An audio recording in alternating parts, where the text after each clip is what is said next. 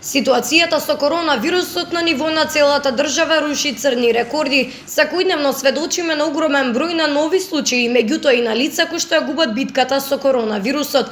Меѓутоа, министерот за здравство доктор Венко Филипче не ја исклучува можноста за воведување на полициски час, но смета дека мерките кои што сапија на сила ќе донесат намалување на бројот на ново заразени.